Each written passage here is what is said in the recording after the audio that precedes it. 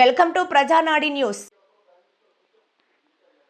పలాస నియోజకవర్గంలో యువత రక్తదానం చేయాలి. పిలుపు మేరకు విశేష స్పందన వచ్చింది. రక్తదాన శిబిరానికి 700 మంది రక్తదానం చేయడానికి చేరుకున్నారు.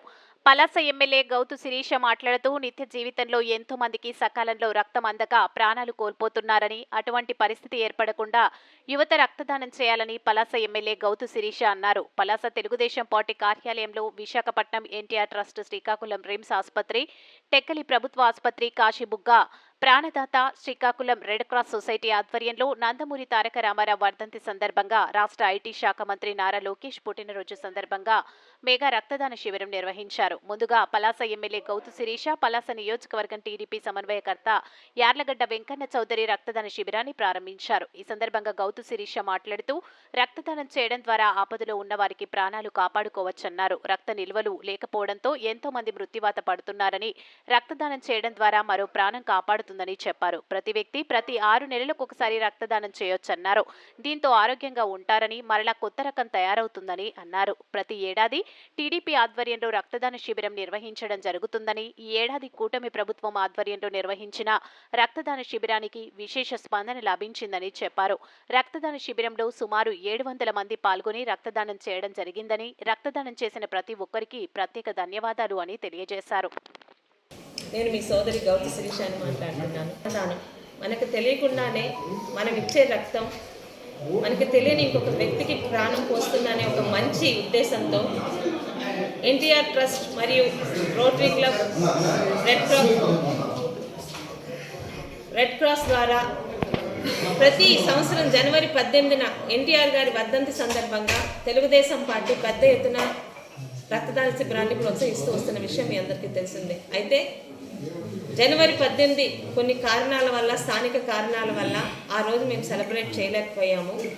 అనుకోకుండా రేపు 23వ తారీఖున నారా లోకేష్ గారి జన్మదినం కూడా కలిసి రావడం వలన ఈరోజు ఎన్టీఆర్ గారిని స్మరించుకుంటూ నారా లోకేష్ గారి జన్మదిన సందర్భంగా పలాసలో తెలుగుదేశం, జనసేన మరియు బీజేపీ మరియు రక్తదానానికి ఎప్పుడు సంసిద్ధంగా ఉండే అనేక మంది సోదరుల సహకారంతో ఈరోజు రక్తదాన శిబిరాన్ని ఇక్కడ విజయవంతం చేయడానికి ప్రతి ఒక్కరికి కూడా మీ ద్వారా ధన్యవాదం తెలుపుకుంటున్నానండి. ప్రతి సంవత్సరం ప్రతిపక్షంలో ఉన్నప్పుడు కూడా గత 5 సంవత్సరాలు కూడా ఉత్తరాంధ్రలో పలాసలో ఎప్పుడు రక్తదాన శిబిరం పెట్టినా ప్రతి ఒక్కరు కదలి వచ్చి పెద్ద ఎత్తున విజయవంతం చేసి పలాసకి ఒక గుర్తింపు ఇచ్చిన ప్రతి ఒక్కరికి ఈ సందర్భంగా పేరు పేరున ధన్యవాదం తెలుపుకుంటూ జోహార్ ఎన్టీఆర్. మరియు రేపు జరగనున్న లోకేష్ గారి జన్మదినానికి మనందరి తరఫున ఆయనకి శుభాకాంక్షలు తెలుపుకుంటున్నాను. మొత్తం ఎన్ని యూనిట్లు మేడం? 1000 యూనిట్లకు టార్గెట్ చేసామండి. ప్రతిసారి మనం 18వ తారీఖు చేసినప్పుడు కూడా దాదాపు 400 to 500 యూనిట్స్ చేసేవాళ్ళం. ఈరోజు 1000 యూనిట్లకు టార్గెట్ చేసాం. ఖచ్చితంగా సాధిస్తామని ఒక నమ్మకం ఉంది. Thank you. సహకరించిన ప్రతి ఒక్కరికి హృదయపూర్వక నమస్కారాలు తెలియజేస్తున్నాను.